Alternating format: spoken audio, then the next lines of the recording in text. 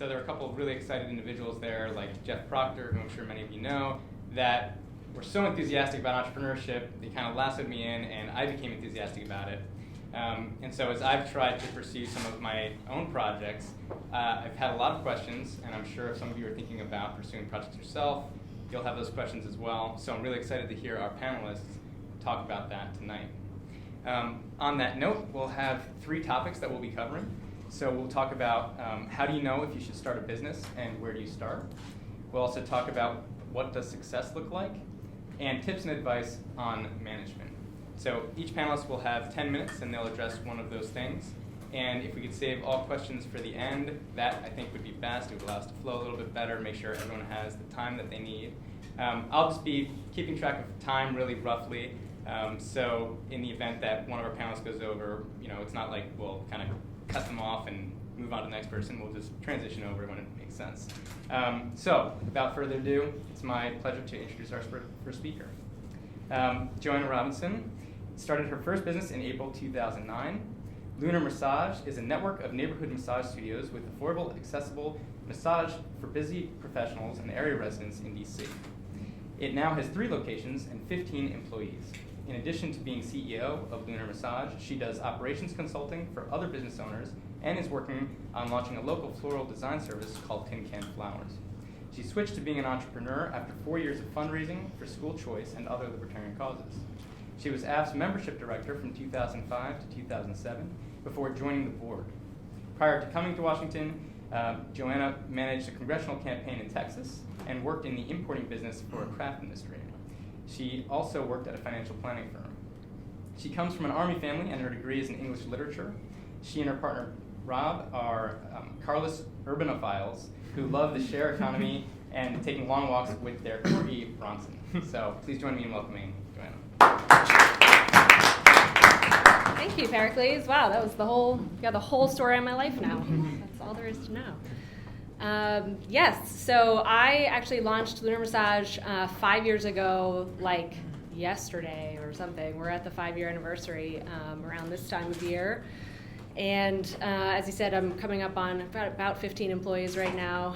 I really wanted to start a business once I was kind of getting done doing fundraising stuff in DC. Had no idea what I should start a business in because I had no real skills.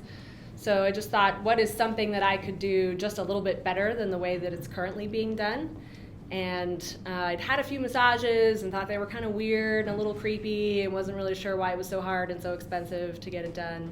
So I did not spend very much time thinking about what it was going to be. I just started looking for a lease and signed one and hung out my sign and started on a terrifying path that leads me to where I am today.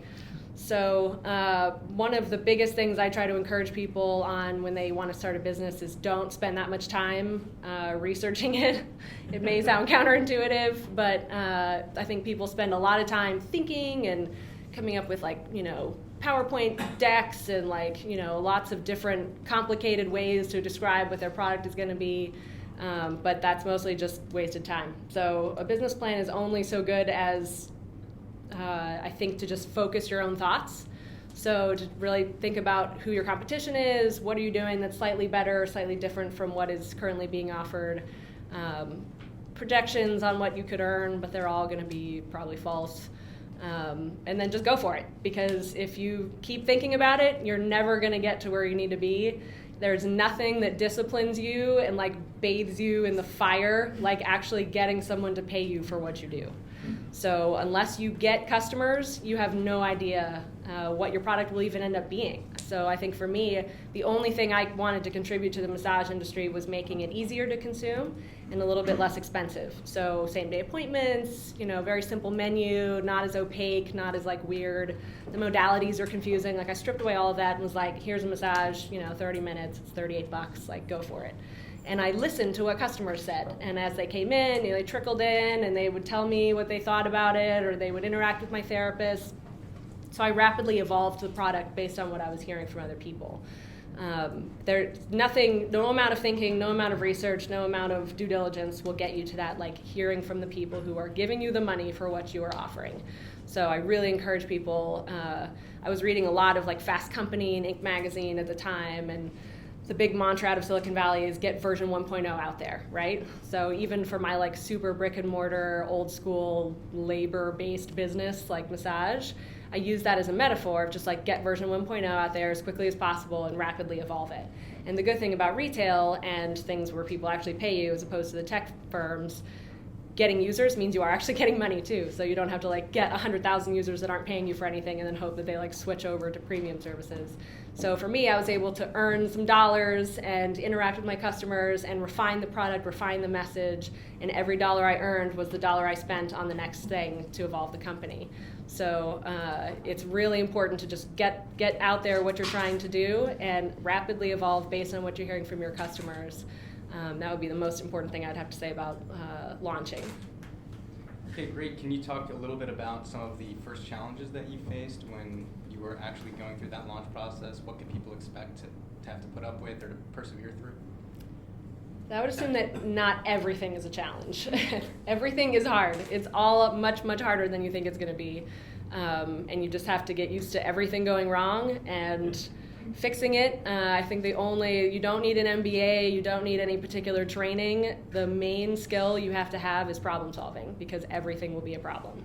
So learn how to think about 8 creative ways to solve whatever obstacle you're up against. And I think I've always considered myself a creative person and a problem solving person, but I had no idea how much you had to be able to do that until I got into it and had to solve 1,000 things a day. And I think it actually rewires your brain once you get into that mode, when before, like, you run up against something at your house and you're like, I don't know how to fix that. I guess I just won't get fixed, or I'll call somebody. Now I'm like obsessed. If anything goes wrong, I'm like, I'm going to figure this out. And like nothing's going to keep me from my solution. And it gets to be a little bit obsessive. But I think it does like force you to really think, because as an employee, what can you do? You can say, oh, sorry, boss, like I couldn't figure this out. Sorry, right? Like you can kind of kick the ball to somebody else because it's not ultimately your responsibility. But if everything about your project is ultimately your responsibility, there's no one to pass the buck on to. So you have to figure it out, and if it's beyond your capacity, you have to find someone who can help you figure it out, or outsource it to someone who can, or whatever. There is no just like, sorry, I can't figure that out. So that will really discipline you to like keep pushing forward, because when you create something, it does not exist without you pushing it forward. It takes a long time to get to the point where it kind of has its own momentum. So you have to keep pushing it and pushing it all the time, and it's exhausting, especially in the startup phase. So everything will be a challenge, particularly people if you're going to have employees, but we can talk about that more when we talk about management. Yeah, absolutely. And so kind of transitioning us to the next topic, when did you feel that you had finally been to a point where, okay, you can take it a little bit easy and things are moving themselves a little bit? Did that happen, or does that never happen? Yeah, no, it does happen. I like to use the metaphor of expansion and contraction. I was talking to Marty earlier about this. I think for me, creating a project, it is essentially a creative act, right? It is like a godlike act. You are creating order out of chaos. Like nothing in the universe says that this project should work. There is no law that says like if you do this and you have good feelings about it, that it'll work. Everything in the universe is working against that, and it's supposed to be chaotic and disorderly and not to work. You're not supposed to be able to coordinate people and technology and merchant services and marketing and all of those things. It should not work. So for it to work is kind of miraculous. So I think if you have the perspective of the problem solving and if you're able to keep all of that in your mind all the time, then you'll be able to make it work. And at some point, it will develop its own life form and kind of be moving without you. So it took me probably 3.5 years. It took me getting a good number 2, which I was not blessed to have when I started Lunar Massage. So I launched by myself. Clay's got the benefit of an excellent co-founder. Marty, you had a co-founder. We're at 3 years, so in 6 months. That's right, you'll be fine. You'll be totally fine. Great. So if you have a co-founder, then that's really, that helps to take some of that burden off of you. My big hero, if you want to read anyone who writes stuff about this, Paul Graham, he's a famous VC guy out of Silicon Valley, actually angel investing. But he has an essay called Startups in 13 Sentences, which like saved my life in the first 6 months. So if you read anything, write down Paul Graham's name. He's got a great blog where he writes his essays. But he writes about how he doesn't even like to fund companies that don't have co-founders, because his specific advice is based on the fact that it is so psychologically, spiritually, mentally exhausting. You can't do it by yourself. You have to be able to do it because you don't want to let your buddy down, or you have to be able to like defer to somebody else because you'll be so strung out and exhausted you can't make good decisions anymore. So that's specifically why he recommends that. I didn't have that. Once I had a really good number 2, then I was able to feel a lot stronger about how the company was. Now there's 3 of us in the management team, and it's phenomenal. It's like so nice after having done it by myself for so many years. So there is a point where it can take on a life of its own, but it takes a lot of energy to get there. Okay. Well, I want to loop in our next speaker to talk more specifically about what that looks like. So Marty Cornish is a Washington, D.C.-based entrepreneur. He's the founder and CEO of EasyPaint, a startup that allows people to receive estimates for residential and commercial paint projects online without the need to schedule an on-site estimate. In 2009, Cornish founded Roundtrip Sports, a baseball-focused sports training company based in Gaithersburg, Maryland. He maintains a majority interest in the company, which has been profitable every year since its founding. Today, Roundtrip Sports has 3 former Major League Baseball players on staff. And Cornish graduated with honors from Rollins College in 2009, where he won numerous awards as a student athlete. In the past 5 years, he has been driven to excel in business and is passionate about creative innovation. Please join me in welcoming Marty Cornish. Thank you, Pericles, and thanks to AFF for having me here. I think all 3 of us probably could have covered any of these subjects, and sort of success is kind of a funny subject in entrepreneurship, because I think true entrepreneurs really never believe that something is successful and that their job is done. So, at the really success, if I'm going to define it just very simply, is kind of when you wake up and you're kind of in the way of your business. So it's kind of the opposite of what you think initially. So anyway, real quick, could I get a show of hands just from the audience? Like, how many of you are thinking about starting a business, are already own your own business, or what? Either one. So own your own business or want to someday. Okay, cool. So cool. All right, good. All right. So in terms of sort of a breakdown of how to make the leap, because that's what I think entrepreneurship is making a leap from something known to something unknown. And Joanna was talking about how she made a really big leap just without doing a lot of research and just kind of jumping. I'm going to talk a little bit more about kind of a roadmap for maybe if you're in a job currently and want to build towards having your own company, what might make sense there. So the first step there, I think, is getting experience managing and delegating. So this is important to anything you do, and you can get it in a variety of different ways.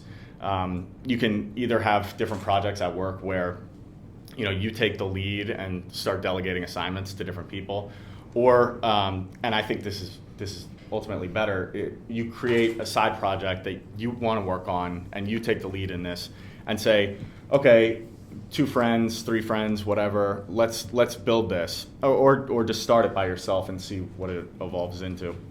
And this could be just something that you find for fun. One of my companies started out in my college summer job, which was giving baseball lessons, just to younger kids. I started working at a camp when I was 15, 16 years old, and then one of the customers there asked me to do some lessons. I started giving him lessons, and it's not, the beginning is not glamorous ever. On just a random field. Any part of it glamorous? When does it get glamorous? I'm not sure. I'm not sure. That's a good point. But sort of, giving baseball lessons at parks and just running around, driving around all over the place, and eventually that turned into, over the course of years, working with some other people along the way, and always building there. So I did that over sort of during my summers when I was home from college, and then 2 years I worked for Sherwin-Williams after I graduated. So I worked for the big paint company, Sherwin-Williams. They're like $8 billion. They just bought Comex out of Mexico. So they're bigger now, probably a $10 billion a year company. And they have a management training program. So it's sort of like risk-free management. So I got to manage a store, which was awesome because I got to delegate stuff to other employees and got experience managing. I also got experience speaking Spanish and really became fluent in that through that process. So those were all things that helped. But the managing and delegating is key. And again, if you create that side project and that starts going better, you can have more help from friends who will eventually become your employees. So if you do it as a side project, you also have the benefit of having an income while you're doing it, so that you don't just sort of wake up one day and say, okay, I'm in a couple $100,000 worth of debt and my business isn't going well. Oh shit, right? Sort of Joanna had to work through that burning fire of like, okay, this might not work out. I sort of had customers going in and got to have an opening party with 100 customers already right at the beginning, which was huge there. But eventually you take a jump and you can't possibly be fully prepared for that. You can have some sort of financial plans, business plans, but you gotta just at some point say, I'm gonna do this, let's go. And along the lines of taking a leap, I was telling someone the other day, it's sort of like, you're on land and you're jumping into water, but if you have a good network, the network will kind of support you in that, so that you don't sink right to the bottom. You might sink a little bit, but if you build up that network beforehand, they'll be able to sort of lift you up and support you in that process. It's hard to explain until you actually do it what it really feels like, but it's an interesting jump for sure. So the next phase after you actually jump and open something up is the grind and hustle phase, where it's just an unbelievable. I worked seven months in a row with 5 days off, including Christmas, New Year's, Thanksgiving, in that whole process, right? Not like 5 weekdays off, not like 5 vacations, like 5 days off in that whole process, and I was sick for like 3 of them. So it's pretty insane, but I sort of the moment for me. Where it was, really like this is the grind and this is what I'm doing, was in January of last year. I found myself on a Saturday night at like 12 or 1 in the morning after everyone had left. We had a crazy busy day, and one of my staff members had worked a kid so hard that he puked all over the bathroom, and it was just projectile vomit everywhere, all over the bathroom, right? And his dad came to me and said, Marty, my son, William, he threw up. I tried to clean it up and but did the best I could. But I said, okay, no problem, Jay, thanks. And I was super appreciative that he said something to me. But there's puke everywhere, and it's 1 o'clock in the morning, a Saturday night, right? My friends who I did hang on with before I opened this place, they're not even calling me because they know I'm not going to be there. And I'm cleaning, cleaning throw up off a floor, at 1 o'clock in the morning. And so that was the moment where I was like, okay, wow, I really, this is what I signed up for.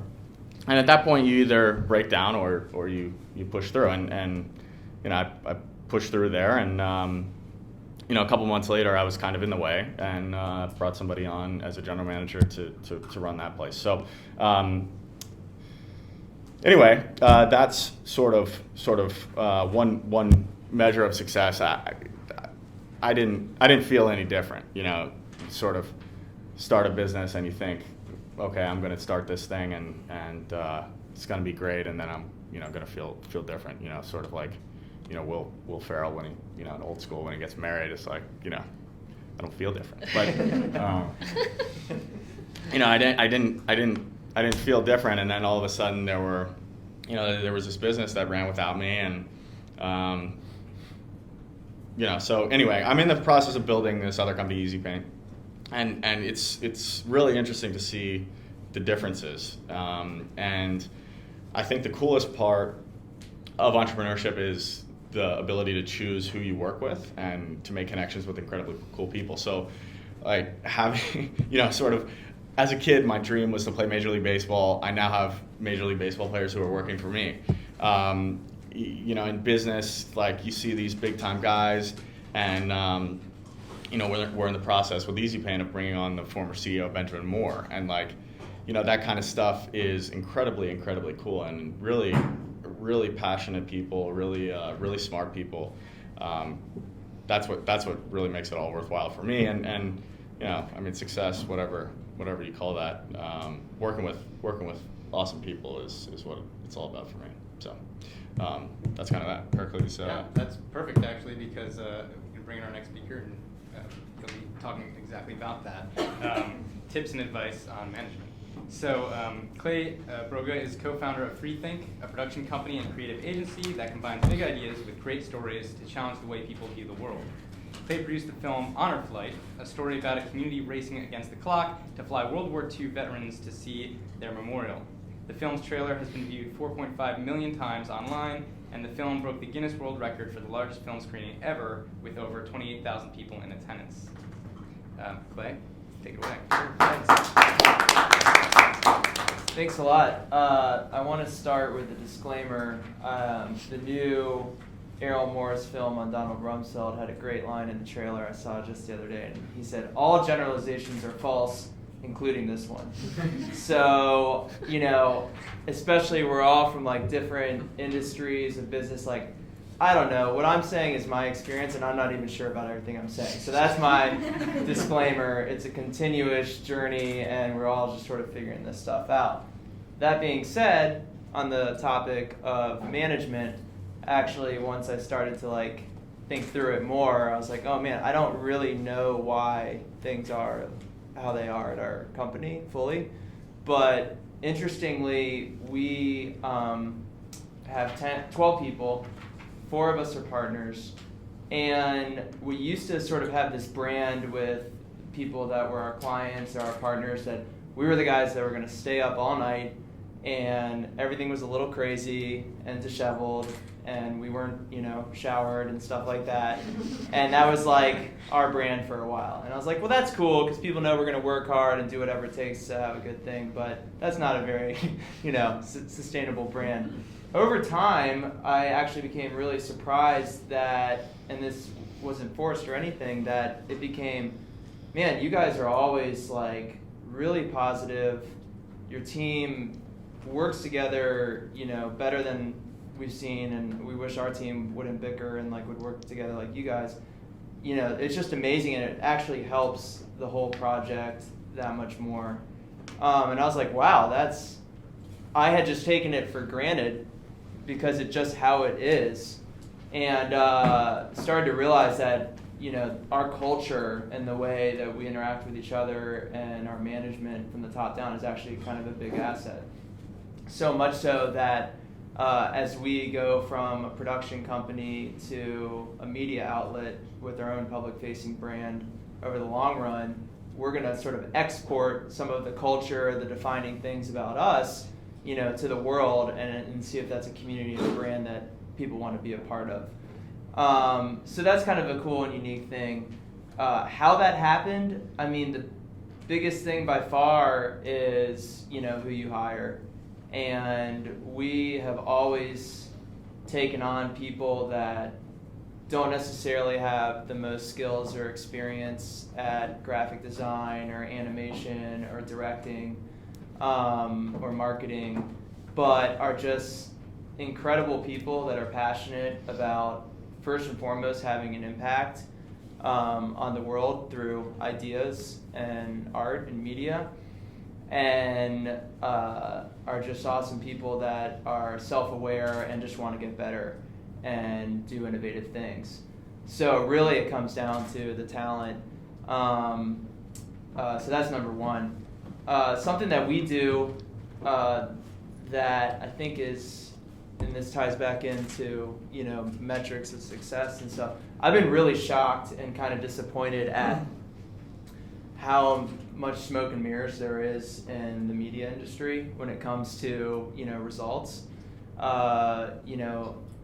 At times we will partner with people, whether it's for distribution of a film or, to get a video out, and there's just like, yeah, we got 20 billion impressions. And it's like, how many DVDs did you sell? And there's not even an answer for that. And that's really an ironic case, because like if you get a lot of impressions, meaning just like tons and tons of people see your ad and no other action is taken, that actually means like it was a really bad ad, that people saw it so much, but they're choosing not to do anything with it. So it's just really backwards, and this is, I know a lot of people work for nonprofits too. This is an issue with nonprofits as well, especially when you have to, impress your donors and stuff, just like for-profits have to impress their shareholders in the short term. But what we do at the beginning of when somebody's hired and as we're growing,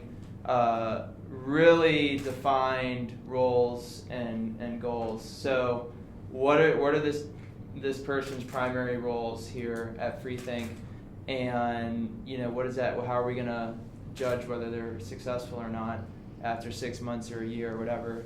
And then what are their personal goals in terms of their career and what they want to do? And that's incredibly important for a culture with your employees and everyone, because what's the point of doing this unless it's like to figure out how to just kick ass in life? The business is really just a manifestation of that. And that gets buy-in from people and alignment of what you're trying to do as a company and what they're trying to do in a way that just like, if you have that, you're just, you're really on cruise control for, the next 6 months, year, 2 years, where you're all rowing in the same direction. We do that same sort of specificity, to get back to the smoke and mirrors versus results, with every project that we do. So even if it's an original Freethink film or video, or if it's with a client, we do creative briefs at the beginning where it's like, these are the objectives, these are the concrete metrics that we want to hit, and here's our strategy to do that. And that not only makes for higher batting average of successful things, but it makes just everybody like, you can just take a deep breath and you're like, okay, I know what I'm expected to do. I know how I'm going to be judged, and you can be a much more impactful, creative person with a lot less stress when you have that as a reference. So that's something that we've developed over time and didn't know at first, and it all sort of has reinforced itself into a really happy, congenial workforce, which they were teasing me in emails about, as like we all sing Kumbaya after work, but also much more effective, I think, in our projects. Okay, yeah, I don't know, since you brought it up, Joanna, I don't know if you wanted to talk about some of the contrast maybe. It's not always like that. Contrast, I know. So this is why Clay's wrong. No, actually, I could probably answer for you why your company is like that. I happen to know Dan, his partner, and I'm pretty familiar with the company. But I think your own DNA infuses your company, just like, this is a thing you've created, just like it's your baby. People say that as a metaphor, but it's really true. So I think your own personality informs what the tone of your company is going to be like. And you and Dan are like super chill dudes who are like really positive and love what you do. And so you're going to attract people like you, and the DNA of your company is going to be infused with that. There's not going to be some like Jobsian, like, dickishness that's like inherent to it if you guys aren't that way. So I think it falls, and I've worked at, I'm sure all of us have worked at other places. I've worked with entrepreneurs. If you are a chaotic, mean person, your company's going to be chaotic and mean. Like, it really does. It starts from you because you're the one that created it. So I think that's definitely something I've thought a lot about. There's a big dissonance. The reason I was teasing him for my company, I'm in retail, right? So I don't get to hire my friends. I don't know a single person who does massage. I didn't know anybody who was interested in doing this when I started it. And most of my employees actually come from poverty culture. So going to massage school is like going to a trade school, so it's a way to get out of, like, minimum wage jobs. But they bring with that a lot of poverty pathologies that I have to deal with and that kind of land on my doorstep, and that was a big rude awakening for me. I have a lot of people who are single parents who are living in subsidized housing. Half of them are on Medicaid. I mean, these are all cultural issues that bring to bear for their work. So when they show up at my doorstep and, it's like, if family members dying from, it's like there's stuff happening constantly that's like, these are things that don't happen to people that I know from my middle class background. So I had to adjust to a lot of those things. And pretend to be empathetic. I found empathy very difficult because I was so focused on my own stuff. It's like, I get a call and it's like, oh, I've got a flat tire, or my mom's in the hospital, or you get a call, you're getting all these calls, and it's like, I don't care. Like, you are supposed to open. Like, I have clients waiting for you. Like, what? I don't care. Just get there. I mean, I have to they'll call and say, like, I missed my bus. I'm waiting 30 minutes for another one. I'm like, get in a cab and I'll pay for it. You can't be late for this client. Like, these things, still just are so surprising to me.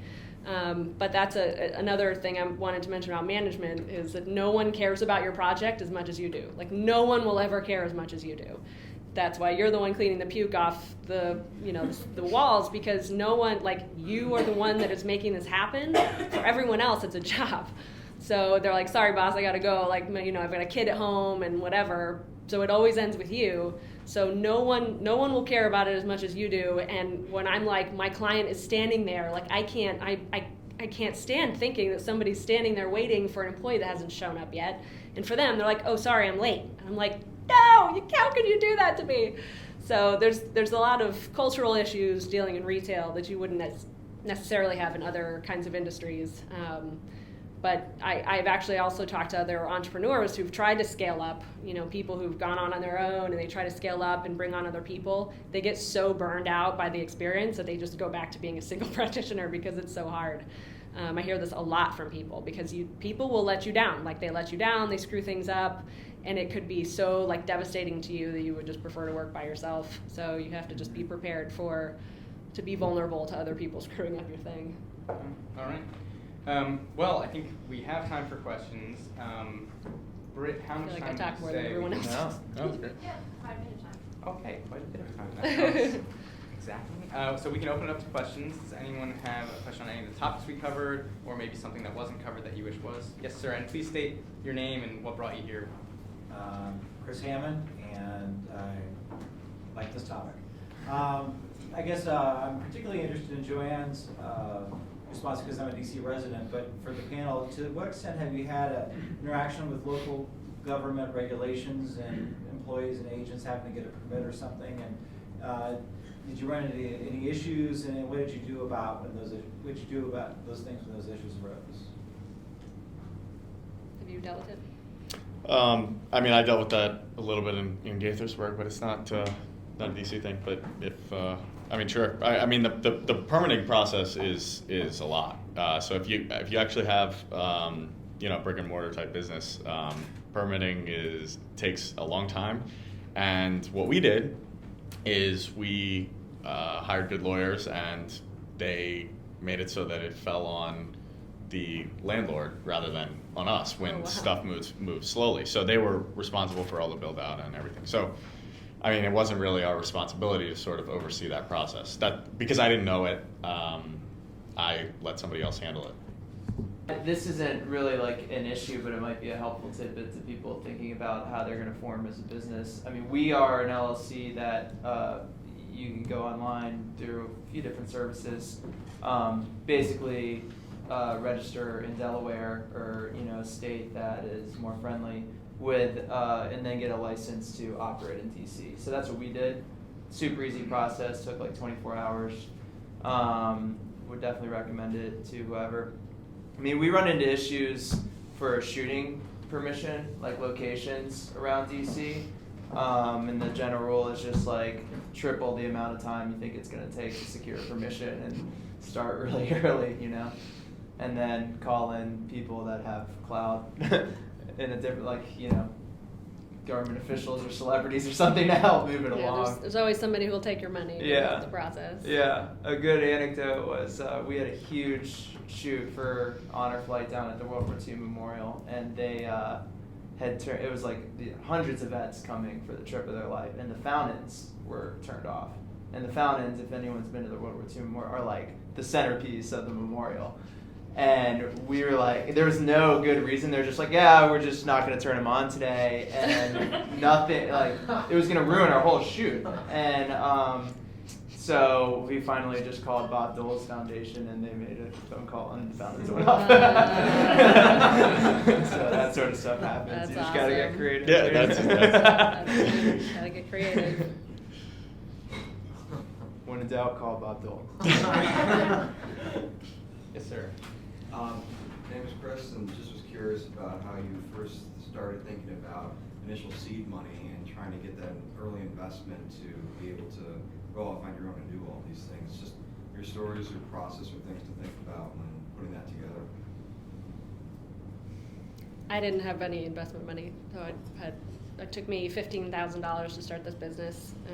That was part of what appealed to me about massage, because it doesn't require big investment. You know, you buy some tables and hire some people, and the lease I had was very cheap, the very first one I got. So that enabled me to kind of bootstrap it. So I've not been through the process of trying to raise money for the business. Yeah, I've raised some money. I've sort of played that.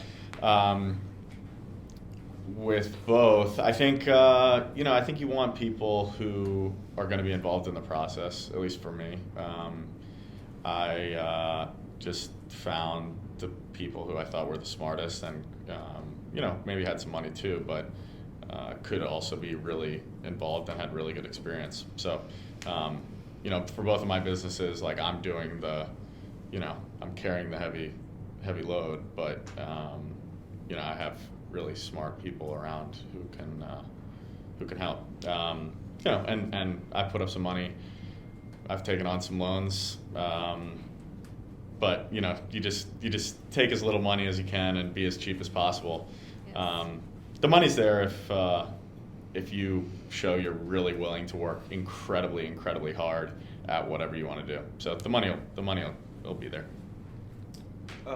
We bootstrapped it as well. So Dan and I both put in like $20,000 to buy camera gear and traded our services for office space. And we lined up probably like 6 clients, including 6 clients, and then some initial funding to do the film before we started. And we got them to pay us like half of all that up front. So it was actually relatively low risk once we did that. And today it's just been what we've generated investing back into it and stuff like that. So we never have taken an equity. So at some point, I think if we want to grow to a media outlet, we'll do that.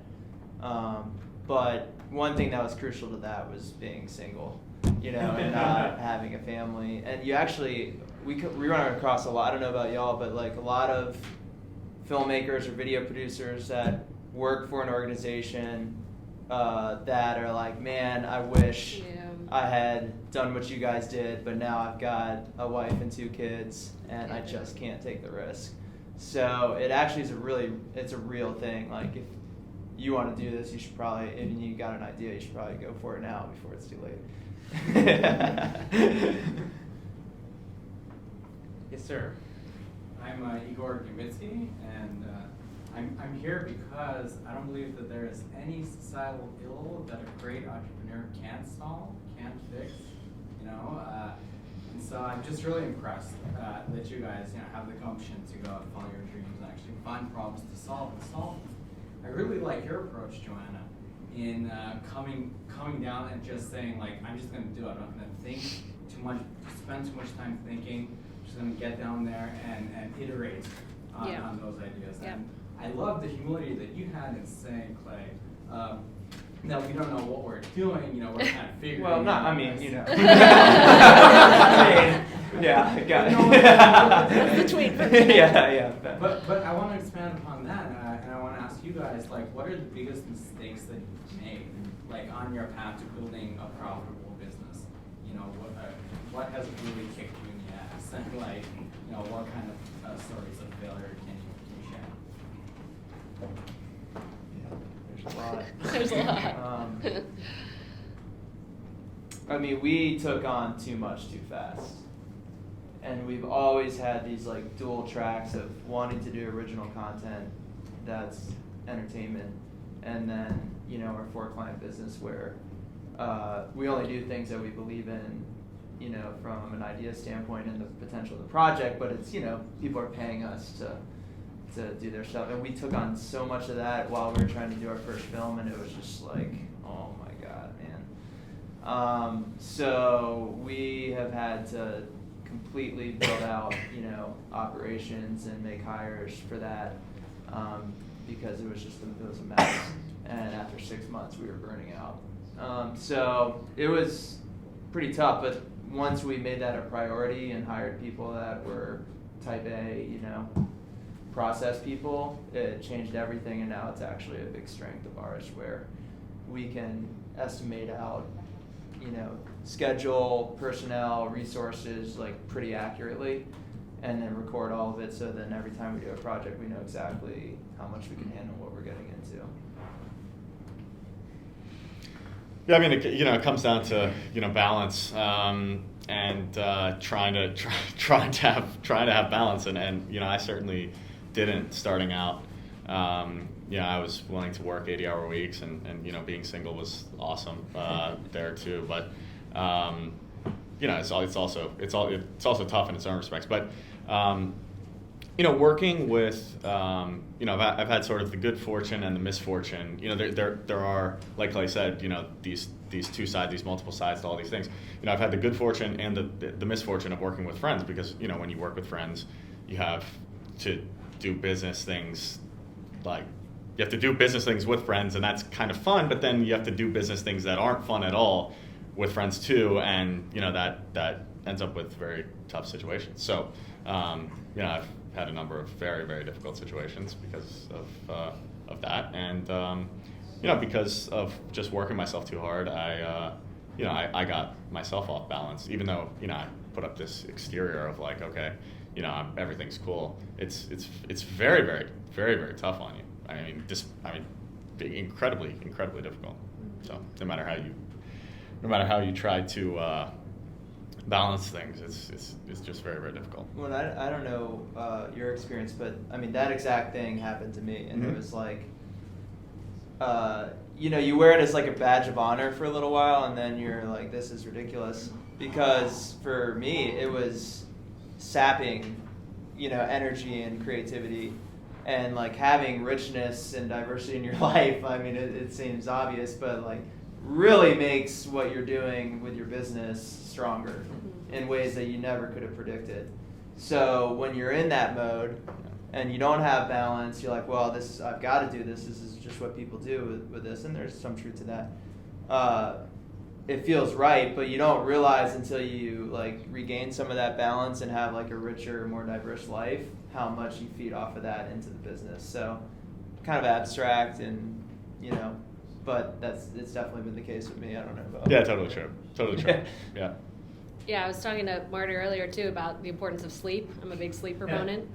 So I've always slept like 10 hours a night, 10 to 12 hours a night, even in those early days, because you cannot function if you don't get enough sleep. And it does compromise. I mean, like 2 extra hours of sleep can get you so much of a boost the next day on your productivity and your creativity. There's nothing more creative than starting a business. It requires a lot of bandwidth, and you hamper your bandwidth if you're exhausted. That's like the first thing I tell entrepreneurs all the time. You've got to sleep. Do not sacrifice your own sleep or rest. You have to power down, because we are machines. We're incredibly effective, but you got to power down sometimes, or you cannot keep doing what you're doing. So you won't make good decisions, and you won't be able to accomplish what you're trying to accomplish. So that's something I never, ever sacrifice. Everything else gets sacrificed, but not that. But in terms of failures, I think, I wish I would have had $50,000 to start my business. It would have made some things easier. But now as I consult with other entrepreneurs who had a lot of money, the only difference between having money at the beginning and bootstrapping it is that you just waste a lot of money, right? Because so you have to learn the same things. You have to go through the same motions. But if you have a lot of money in the bank account, you'll just spew it into like stupid shit. So it's like no matter how, even if you have funding, even if you don't have much money, don't spend a lot of money on printing, please. Like, don't get letterhead printed at the beginning. Nobody cares. Like, don't spend money on the stuff that's the vanity stuff. You have to be incredibly stingy about your expenses. And I think people get into it, they have this mentality of like, oh, it's a business expense. So they pull out their Amex, it's like, it's a business expense.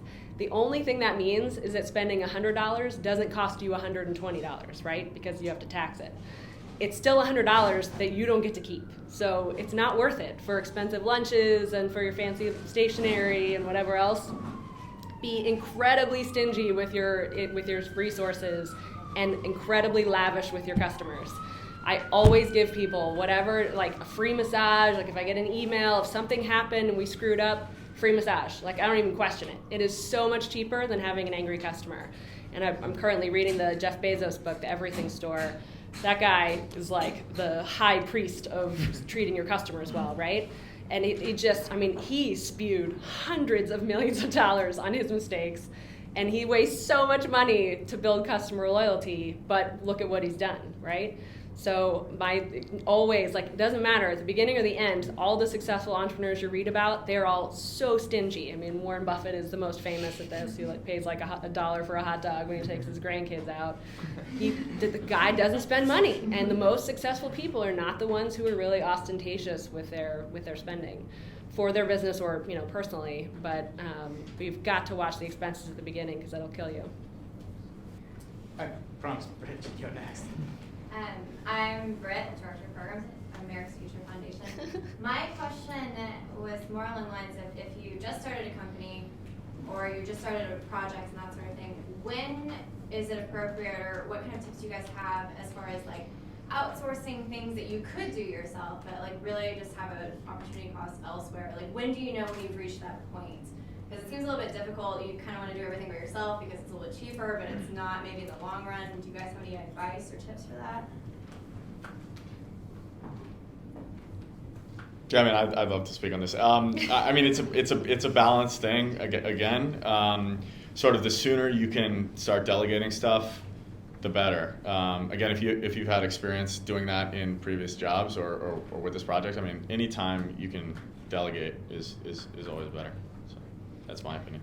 I think you have your own internal, I consider it an internal price mechanism that changes all the time. So I have like my own little stock market on the inside where it's like, is this worth $50 to me right now or not? Because I could outsource it or I could do it. Like, some days my time isn't worth very much and some days it's worth a lot, right? So I think you kind of learn to like check in with yourself on a case-by-case basis of like, what's a better use of your time? Because things are moving so fast and the parameters are changing all the time that it's hard to say like, and sometimes you just don't have the money. I mean, most of the time for me, there has not been money to outsource it, so I always fix the toilet. It's like, I've learned a lot about toilets because I don't want to hire somebody to fix them, and I got a lot of toilets. So, they're just things you have to figure out because you don't have that option. Once you have the option, then that's great, but I think it does change all the time. Yeah. I mean, but just to clarify that a little bit, I mean, sort of delegate whenever possible, and when possible, when you have somebody better than you to do sure. it. If there's nobody who can do it better than you, you definitely do not want to outsource it or delegate it because you're going to do it best, and your customers matter most. And if they're going to get an inferior product, if somebody else is doing it, then it's definitely not worth sacrificing that. Yeah. So. That's the big challenge with us. More than cost, for what we do, it's quality. So to quote the great Puff Daddy, he said, "It's coming out of Bad Boy. it's on fire. Now, Bad Boy, I think, has gone under, but, you know, we sort of adapt that. We're like, we don't want to. It doesn't impact the story at all. Yeah, but don't worry about that. It was a good point while they were on top of their game.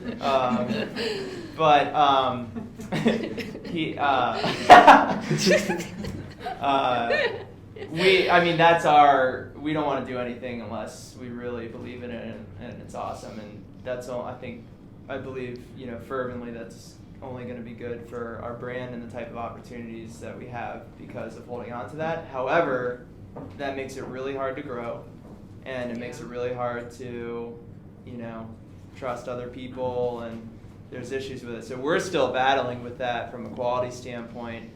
And I mean, what we're finding is it just takes time of, you know, getting different talent in our system, in our culture. I mean, a year, 2, 3 years, or never, you know. So